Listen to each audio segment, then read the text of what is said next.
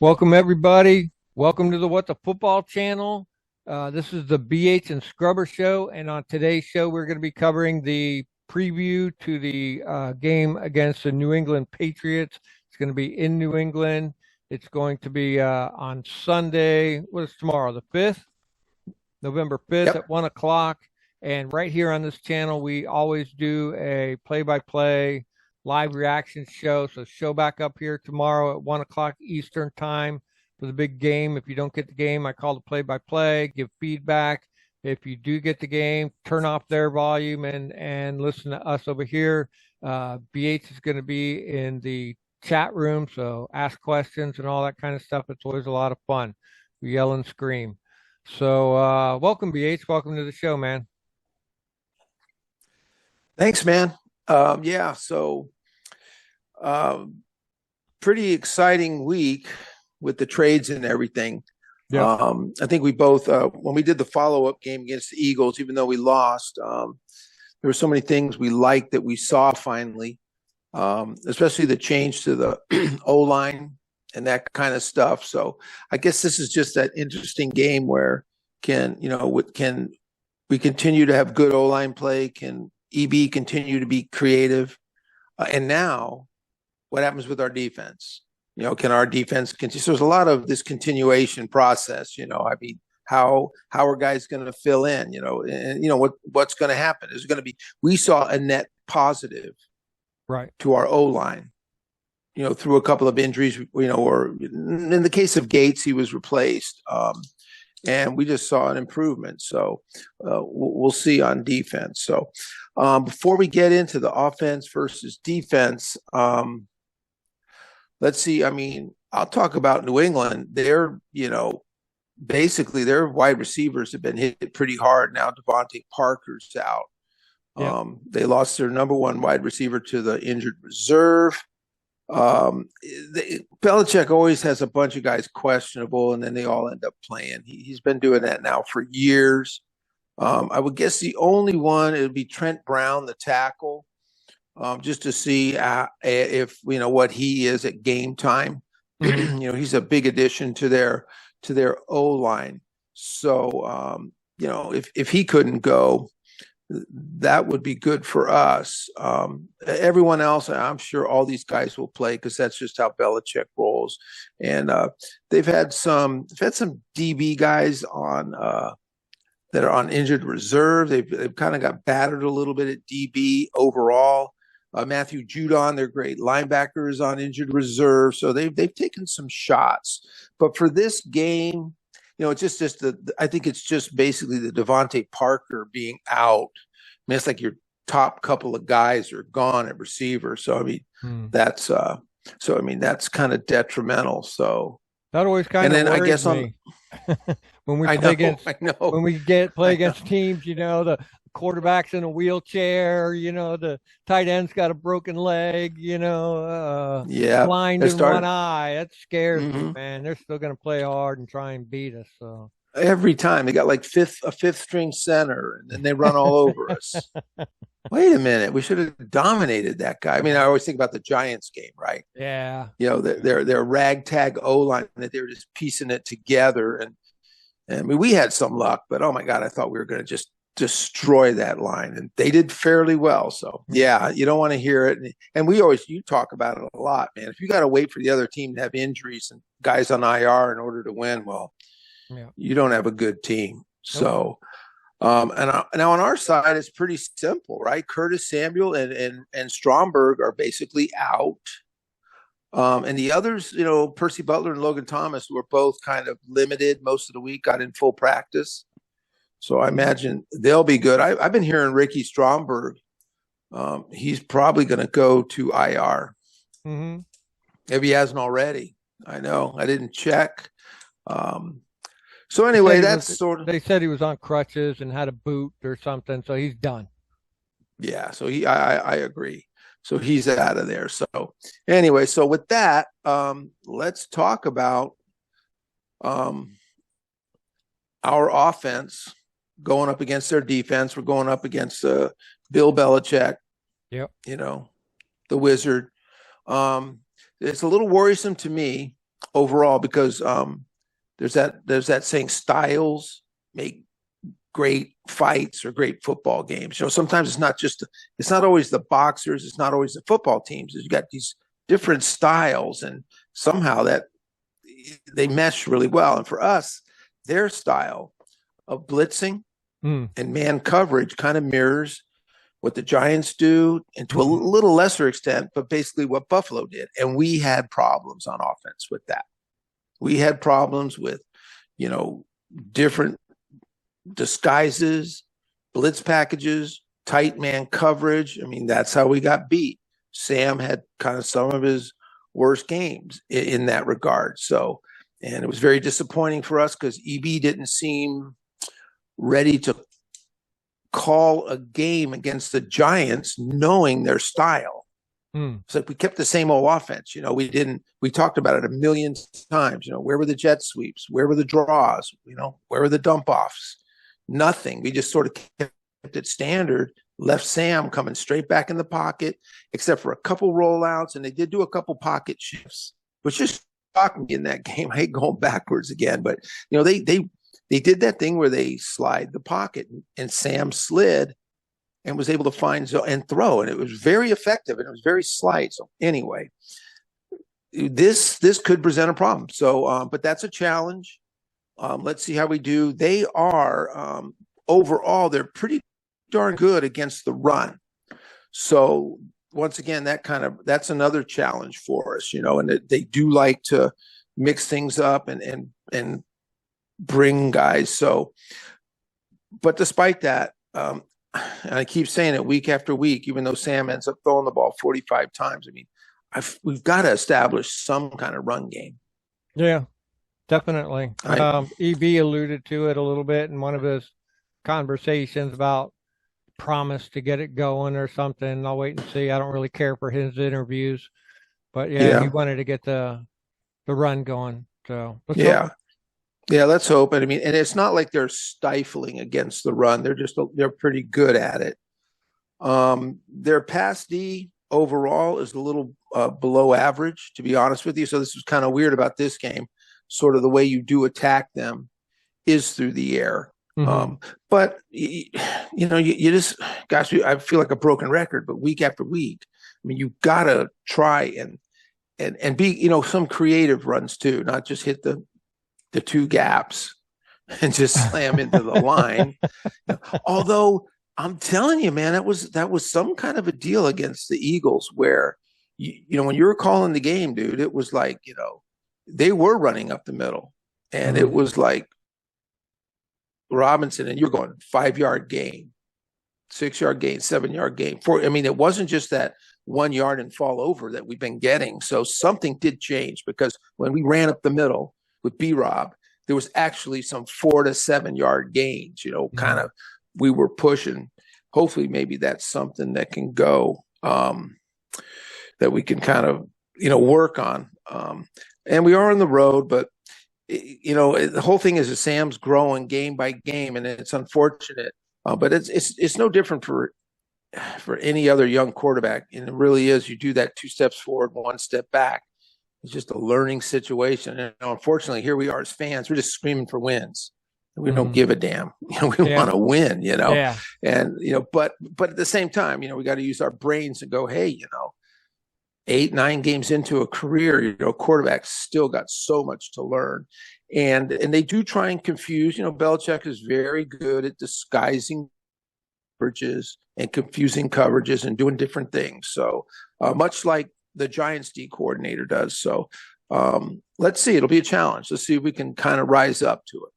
Yeah. Well, I think EB started last week with doing those delayed draws, doing the dump offs, doing the slants and the screens, and he did them. Like I said, he probably did more last week than he did every game prior in the season put together.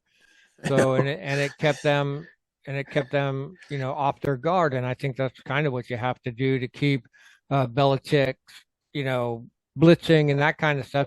In order to keep that in check, you need a pressure relief valve, running out to the side to be able to get the ball. And part of that too, as I noticed last week too, is our guys who are chipping. They want to just do a quick chip so they can get out in the open, but you got to chip a little harder than that. You got to keep them in check. You got to hit that chip hard and then get out. If you just barely touch a guy, chip him and try and get out, Sam's already covered up. But if you chip him real good, Sam's going to be able to do something. And also, I'd like to see the tight ends get more involved. I know we only have, I don't know if Cole Turner is back this week. Hopefully he is. Uh, and I think Logan Thomas is good, and we'll have Bates back in there. I'd like to see them back going good. I'm hoping that whatever worked last week with the O-line is going to hold up again this week. Part of, like you said, running between the tackles could be attributed to having Larson on that line and maybe being more aggressive. I think he worked I watched some things on Chris Paul look really good in a couple downs. Now, on other things, not so great, but he did some good blocking for us down there. And I think he complements Charles Leno over there on the side. Try and get it to if their defensive backs are going to be a little weak. You want to take them shots downfield. You want to get them one-on-ones with Terry. I know Curtis Samuel is out, but hopefully our boy Crowder is going to step up. Take his spot. Man, he did so really good. So if he can tie off another week doing really well with that offensive line, I would love to see that. Let Howell do his thing. I'd like to cut down on the throw, and I think he threw 55 plays, 16 runs and 55 plays or something. That's a little heavy-handed. I'd like to see that balanced a little bit more. And go out there. We need the win. Yeah, we need our offense to do something and get that win. And I think we can beat this team, but I believe it starts with our offense doing something good. And I think if they can just stack on top of what we did last week and make that consistent, I think the problem we've had this whole season is inconsistency. 1 week doing okay, another week, doing not so good, another week doing good, another week not so good. So we need to start, like I say, trend that upwards. We have 3 games in a row here for our offense to get it together here, with the Patriots, and then Seattle could be tough, and then back to New York. So you have 3 games here for our offense to actually do something and get the job done. So I'm really excited about what our offense can do. I'd like to see them gain some points, get out ahead in the game, and win by 10 points. Yeah, I know. That's every week we say that, right? Yeah. It's hard. And I agree with you about Crowder. I think the way he played, and they'll get Diami out there and Pringle out there. Obviously, they want to give the receivers a rest. But, I mean, as far as starters, having Terry Hahn on the outside and have Crowder working out of the slot or switching out. He can play outside too. But, I think that's a good starting group. Mm-hmm. As far as tight ends, I think Cole Turner, was he a healthy scratch for that game? I think he was fine, but they just made him inactive. Yeah, they had Alex Armah in there for some reason. So he kind of acts like a tight end. Yeah, and he can do tight end. He can block and maybe gets a lot of special teams work too. Mm-hmm. So, well, okay, that'll be good. Yeah. So I'm with you, man. I think the receivers without Curtis will still be able to attack with those 3 main guys. I don't think that's an issue. Yep. Good. And just another thing. Speaking just before we go to the defense, they did bring up Alex Akingbulu, to the practice squad, along with Nolan Laufenberg, who's been around on our practice squad for quite a while. He's a center guard. So they did bring those 2 up. Mm-hmm. I don't know that they'll get in the game, but it'll be interesting to see. We kind of taken a hit with the injuries, with Stromberg. Sadiq, there's, we're starting to get kind of dinged up. So it'll be interesting to watch the inactives. I think that's going to shift a little bit. So we'll be able to see what happens. So, but anyway, those guys are up there. And once again, they brought Tariq Castro Fields and Jabril Cox to the roster, which I think, there's a lot of rules now about bringing them up. I mean, they've made it very liberal to be able to bring a guy up and drop him back into the practice squad, that kind of thing. But I think you're limited to 4 moves per player, so you are somewhat limited. But I think now with the 2 trades creating those spots, I'm wondering if they're going to come up and stay, perhaps. I mean, we'll see. It just all depends on injuries and stuff. But anyway, because they are limited to how many more times they can go back before they can get plucked off of there. So, yeah, especially Jabril Cox, some teams might be out there watching him and going, hey, if they put him on the practice squad, let's go get him. He's an unproven player, but he's got a pretty good pedigree. So anyway, I just wanted to get that out. So there's some movements there. So now the big thing now we talked about, should we go to our defense against them? Yeah, let's do it. Yeah. Well, we talked about their receivers. Yeah. They're kind of limited. But, Belichick always prepares his team well. He really does. When guys go in to back up, they still seem to excel and do a good job. So their quarterback, I talked about it last week. Sometimes we can be hard on Sam and everything, but then you see New England with Mac Jones, and I think I brought up Desmond Ridder, who got benched for Taylor Heineke. There's a lot of worse quarterbacks out there. We have we have an ascendant quarterback. You know what I mean? We got a guy who has, who's got some potentials going up. And so Mac Jones is kind of a dink and dunk style guy. He's actually gotten a little bit better, but he's not a very consistent quarterback. Their O-line, like you said, has some issues. So I guess the big thing is, how do we handle the defensive ends? What do you think? Yeah. Who starts? Do we rotate? Yeah. Yeah, they're going to have to. Well, I think F.A. is good, right? He's not injured, right?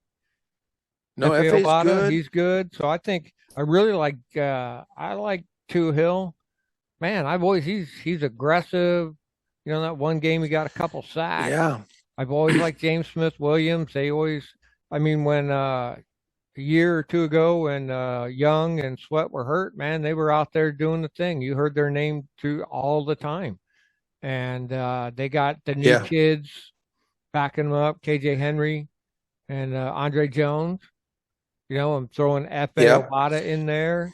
I think that I'm fine with it. I don't give a fuck, dude. I think they'll do the job, maybe having them guys on there, maybe they gel better for some reason with the D line. So maybe you might lose something in, player ability in Chase Young and Sweat, but maybe you gain something in some other way with them gelling and just sticking with their assignment, no agenda, just doing what they're supposed to do. And maybe we squeeze something a little more out of them and actually have a better defensive line. I mean, it's entirely possible. I really like that trade.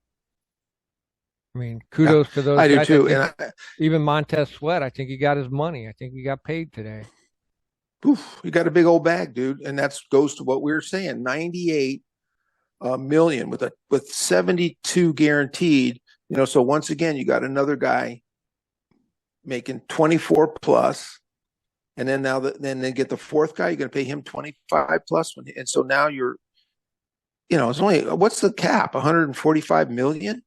You got 100 million tied up in 4 defensive linemen. It just wasn't workable. Just wasn't doable. And I agree too with your point too. Is maybe you get guys who follow what the coaches. There's a little bit of buzz out there about not so much Montez, but a lot about Chase. Get some splash plays, looking pretty good, but in between those plays, not keeping to kind of what we're trying to do as a team on the D line. There was a lot of that. So we'll see how guys come together. He's a vet.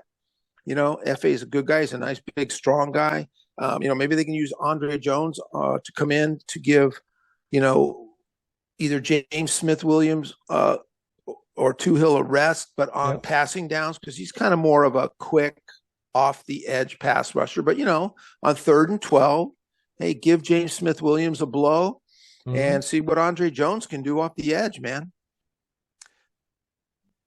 Yeah, even Jack Del Rio, the coach, he was even saying, "Hey, I'll be honest with you. I mean, as far as Jones and Henry are concerned, he goes, I don't know what I'm going to get. We've never seen him on a football field playing. We haven't seen him out there. So he goes, I'm excited to see what they can do. He said they've been working hard. They know their assignments, but I mean, that was pretty honest for him to say, "Hey, I'm not going to tell you they're great. I don't know. I haven't seen Right. them on a football field before." Yep. So yeah, we'll all see it together, man. I think I'm hoping for good things, man. Yeah, me I too. really am. I hear people screaming. You just hear everything out there on the internet. I think it's foolish to say some of those things. Why would a team tank? I mean, why? I mean, some of these guys play hard because they know if they want to keep a job, they know that other teams or their coaches are looking at the film.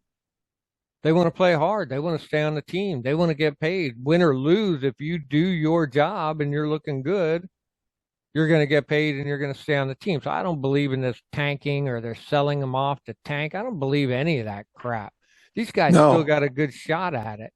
And they do. They do. And they're proud of their team. They're proud of wearing that uniform. They live in that area. mhm, There's some stuff. And hey, if it was a tank job, why all those players going on their last contract? I mean, guys like Fuller, mhm, Antonio Gibson. Why did we sell them? They're at the end of, that's the guys you trade. If you're in a fire sale, get rid of the guys at the end of their contracts. Man, that's deadwood, but they yep, didn't do it. And nope, another thing I heard going back too was that the way it was reported that they were shopping Chase for sure. good, That was a for sure thing, and they were shopping him. yep, So there's two things about that. They weren't shopping Montez, but when the offer from the Bears came, I'm sure they had a meeting and said, "Hey, this is the Bears, man. They're going to pick in the top 5.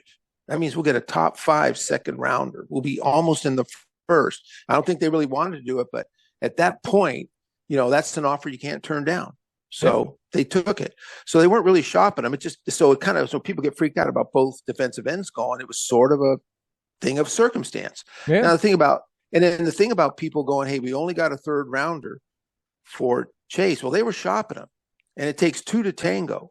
And yep, believe me, if there was no other, if there was second, if teams are offering second rounders, they would have taken them. yep. The You know what I market mean? pays for what you're worth.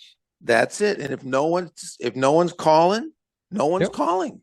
It's like people who come, "We should have moved up in the draft. We should have moved up in the draft." Well, how do you know they weren't trying to move up in the draft? right. You can't force a team to. You can't call them up and say, "Hey, you got to switch picks with us right now. You got 5 minutes." No, you negotiate. If no one wants to negotiate with you, and like you said, the market tells you where you're at. And Yeah, with Chase, exactly. it was just a third round pick to San Francisco, and they moved on. So Yeah, it's yeah, fucking business, man. it Business. is. And so the whole fire sale thing makes no sense. No, none of it. So I'm happy with all that. So I think, like I said before, we got these, 3 games in a row. Seattle might be a little tough, but I'd like to see the 3 out of the 3. If you want to salvage anything out of this season, you gotta like play hard, and it could tie together. I know we keep saying that and keep saying it, and they keep proving us wrong because they're not tying it together. But last week gave me some hope, and so maybe instead of doing this up down up down up down, they continue on an upward trend. So I'm looking forward to that, and that's about all I really got from me. Maybe it'd Yep. be a good time to get Forbes out there, get him on a team where he can actually cover people and uh build up his whatever. Confidence. Yeah, build up his confidence. Yeah. And Yeah. He got some snaps in last week, so they did he let him did. play a little bit. So, but Yep. yeah, they got to start getting that guy going again. That's about all I got. Special teams That's keep it. doing their same thing. I'm good with all that except for Tariq Castro, whatever his Fields Castro running out of bounds on the fucking punt. Other than that, I Yeah. think he had a bad block too. So hopefully they fix that. Yeah. He's got to pick it up. So, Yep. all right, man. Well, and let's look for a victory. I'll see you tomorrow morning. I'll be in the chat. That sounds good. Yeah, looking for the victory, going for the big win, man. And congratulations to Taylor Heineke too. Yeah, good for him. Yeah, he deserves it. Yep, All he right, guys. does. Thanks, everybody. Okay, man. See you guys tomorrow.